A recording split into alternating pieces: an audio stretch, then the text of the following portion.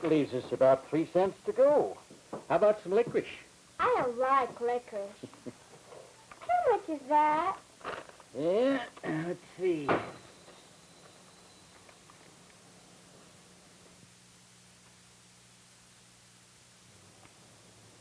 be with you in just a minute, sir. Yeah, now that's 5. Stand where you are. Okay, Pop. Put your hands in the cash register. Come on, Pop. Let's have the money.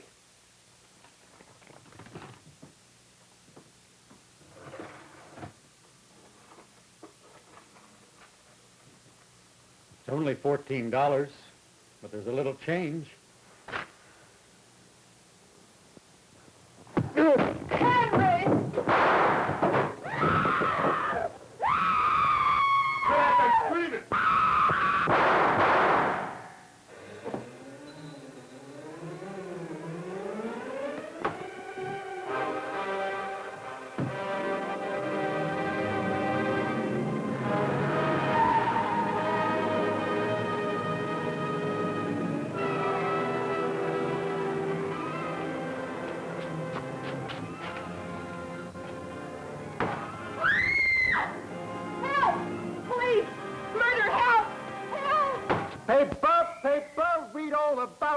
Gunman kills woman and child for $14. Murder in cold blood.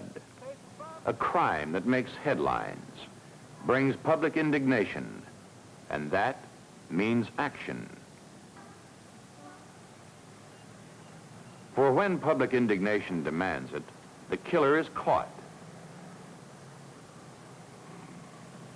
Not a pleasant story, but at least there's justice in it. But let's take another crime. This time, a perfect crime.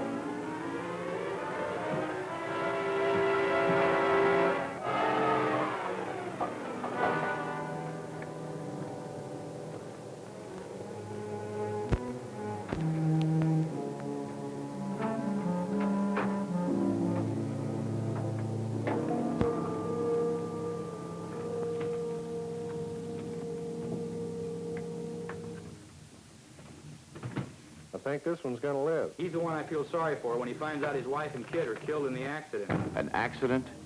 It was murder. But in this case, a perfect crime, because the public is not aroused.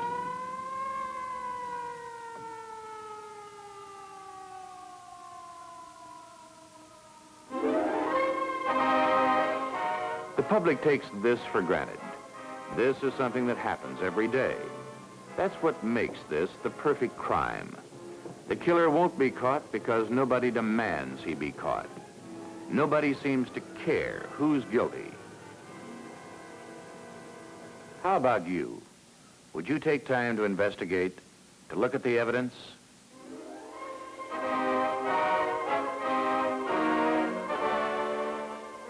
Here it is, evidence of murder. The weapon, speed. The killer? Possibly you. Well, not in every case. Most murders you can't prevent. Not as long as everybody has so handy a weapon. But what about this weapon called speed? What makes it so deadly? Obviously, too much of it.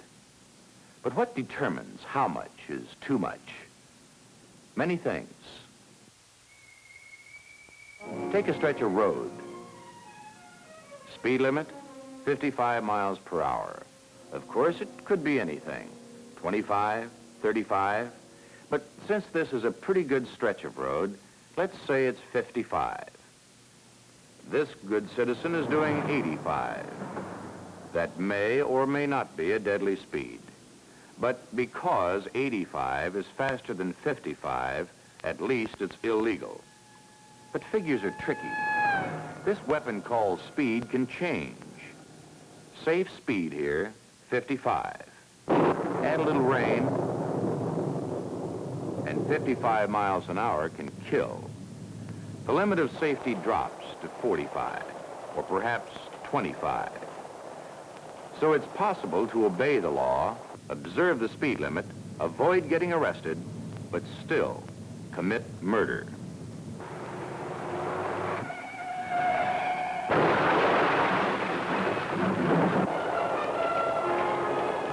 But you've got no part in this crime. You can blame that one on the weather. Safe speed? Maybe, until the sun goes down. Then what?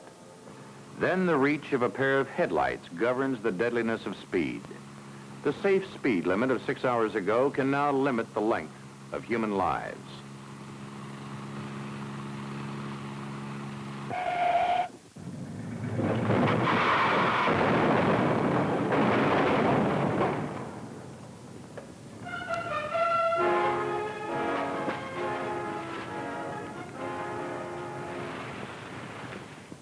But this is no fault of yours.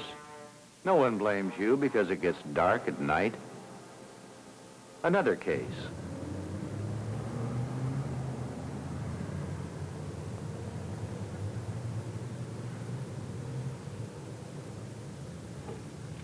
You better let me take that tire off over there and check it for you. No. It's okay.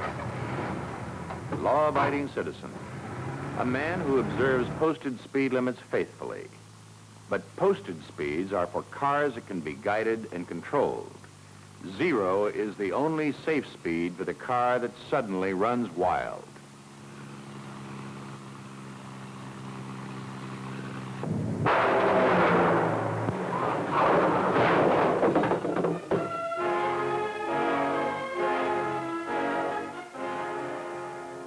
But you had no part in this. It's not your place to check everybody's tires.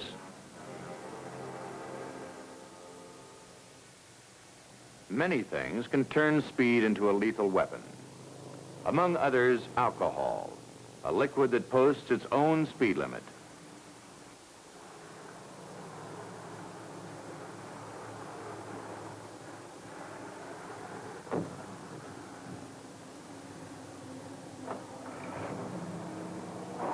After a few drinks, any speed in excess of 0 can kill. But here again, you're not guilty. You're not to blame if the deceased had a few drinks. In cases like these, you're clear. You're not guilty. You've got no control over killings due to the weather, to the time of day, to unsafe automobiles, or to those drivers who can't even be forced to use their heads. So where do you come in? How do you use this versatile weapon called speed to commit the perfect crime? Here's how. Time of day, 2 p.m. Weather conditions, good. Visibility, good. Condition of automobile, excellent. Driver condition, sober. Speed, under the legal limit.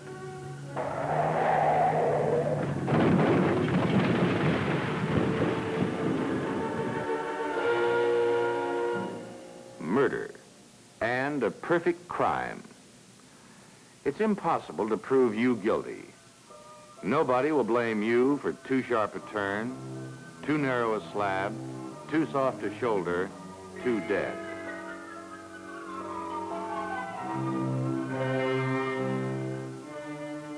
They may blame the road, the bad road that turns safe speed into a lethal weapon. But the crime is yours. Because a bad road is your responsibility. It's your fault. A road that kills does so because you let it be used. And maybe that's because you don't recognize a bad road for what it is. Oh, you can tell this one's not safe. Still, you're driving on it, and not complaining even when you can see it's designed for death. But take this one, a pretty good highway, till a train makes it a dead end for a while. But as you say, this isn't too dangerous. Most people pay attention to the crossing and merely lose time. Only a few lose lives. And this has been a problem ever since the highways started crossing paths with the railroads. An old solution was the invention called the narrow underpass, where you don't have to wait for the trains anymore. But you wait.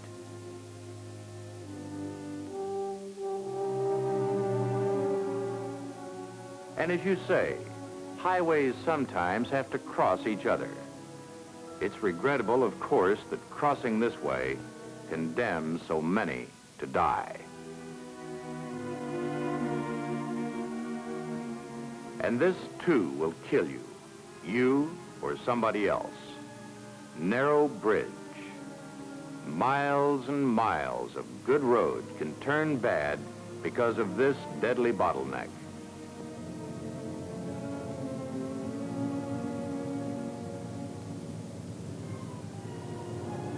The graceful S-turn, particularly beautiful in the spring, the view marred only occasionally by the broken bodies of those who thought it was a good, safe road. Not much to complain about here. At first glance, an excellent highway. And as you say, very few cars are wrecked here. Very few cars, but several children. A road that forces heavy traffic into congested areas is a bad road. But all roads aren't bad, and good ones like this have a record to prove they're worth the money. But do you know what can make this a bad road? Not over the years, but in minutes. Too much traffic.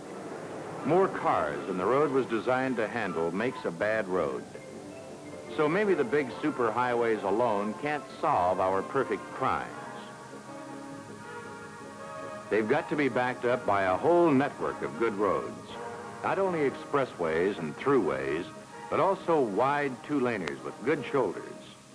Underpasses and bridges that fit the roads. Straight roads where it's possible with gradual grades. And wide, gentle curves properly marked where curves are necessary. Highways that bypass towns and schools. Enough of these roads of all kinds to distribute traffic properly, so none of them are overcrowded. Nice dream, isn't it? Unfortunately, it's only a dream. For good roads remain too few and far between. Why? Well, it seems that you aren't interested in having them, and it's only natural. Why worry about roads that kill when the victims are just names? Statistics, when nobody can accuse you of anything worse than simply refusing to prevent these murders, these perfect crimes. And it's not just murder alone. There's highway robbery, too. For every bad or inadequate road robs every motorist of cold, hard cash. And in many ways, you and everyone else pay for bad roads. And you pay more for bad roads than it would cost you to have good ones. Take lost time. It's hard to figure that in dollars and cents, but it's expensive. Figure out the time you lose because of bad roads in just 1 month. Figure it at the minimum wage. Multiply that by the number of motorists, and the total will stagger an astronomer. And more concretely, the money you pay for gasoline that you wouldn't burn on good, well-planned roads adds up to quite a sum. Not to mention repairs, new parts, new tires, and faster depreciation. And of course, the insurance rates are in direct proportion to how safe the roads are. $9 million are paid each day in property damage due to automobile accidents. Insurance companies don't pay this. You do when you pay your premiums. Highway robbery, highway murder. Serious crimes, but not serious enough to arouse you. Not bad enough to make you call a halt. The fact is that it's easier to look the other way. Decent people don't like the sight of blood. Besides, it's too much trouble to demand more and better roads. Too much trouble to spend a little time saving money and lives. But if you spent a fraction of the time and trouble that bad roads now cost you demanding better roads, you could stop this murder and highway robbery. How could you go about it? You could learn to recognize bad roads and look for them. Become road conscious. You could write your state representative and demand that something be done about the bad roads you know about. Letters from just a few people, say the people who live in your block, would get action. You could write to newspapers and insist they stir up interest. Keep it stirred up. It's not only your right, it's your duty. You could vote yes instead of no on the bond issues that will bring better roads. You could urge others to vote yes. You could support instead of fight gasoline tax increases that pay for better roads. You could protest against diverting highway funds for other purposes. You could join the Good Roads Association in your state. If they don't have one, help to organize it. You could recognize that a Good Roads program will snowball.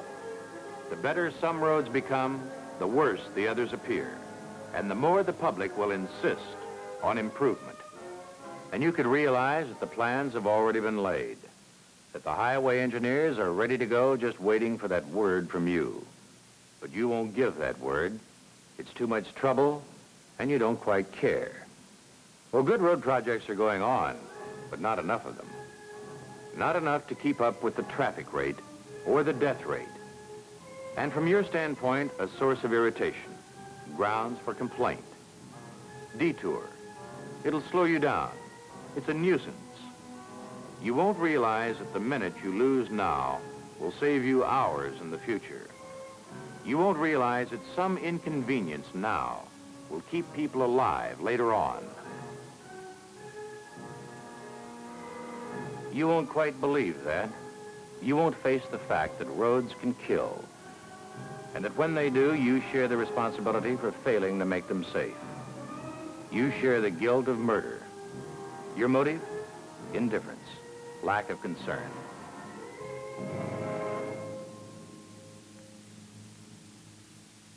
But you'll sleep soundly tonight. They've got nothing on you, no matter how long the killing goes on. It needn't bother you, and it won't. Because the victims are just names to you, and you don't care about them. How do I know? Because you're just like I was. I didn't care. It was no concern of mine. I never felt guilty until...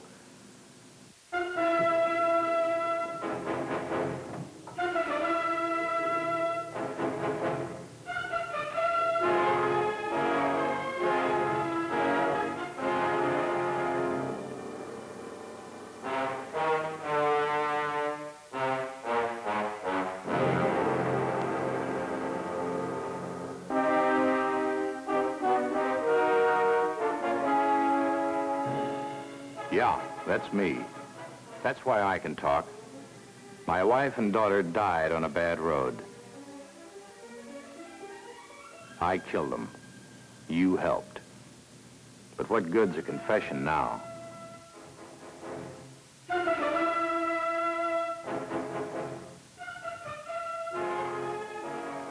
It was a perfect crime.